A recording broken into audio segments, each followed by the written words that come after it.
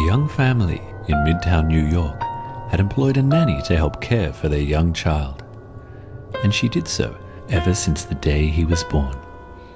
The nanny would pamper him and love him as if he was her own. He was a strange boy, and over the years a fierce, mean streak began to develop in him. He often played pranks on the nanny.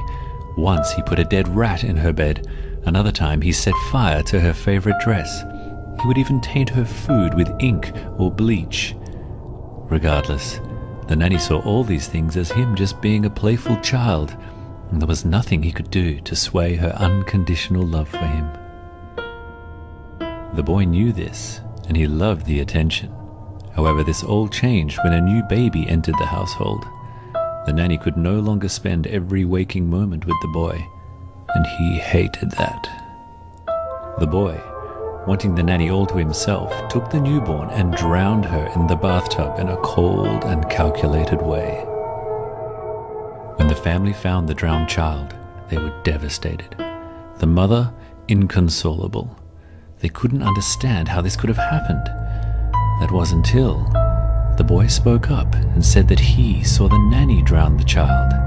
The nanny couldn't believe what she was hearing. The parents, not suspecting their innocent child could have done this, immediately turned their grief and anger towards the nanny and sent her to her room to wait for the police to arrive. Hours later, she took her own life.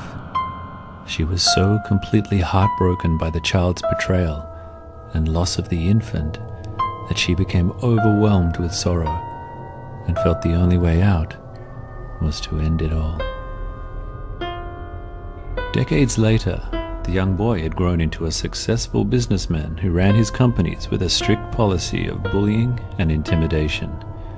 He was disliked and feared by all who knew him, and he couldn't care less.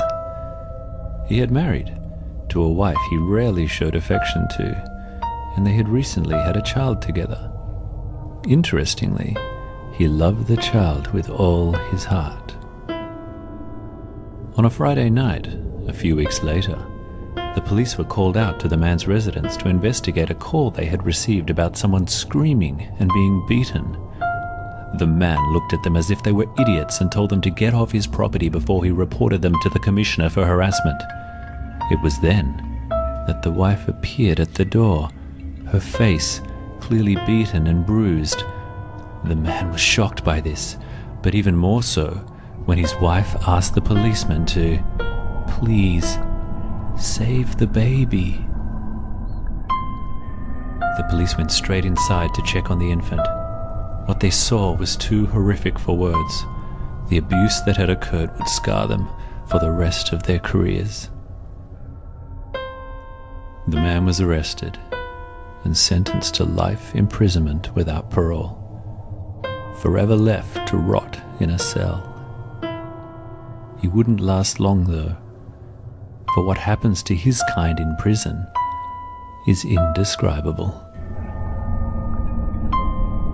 Not surprisingly, no one cared about what happened to the man, and least of all, his wife.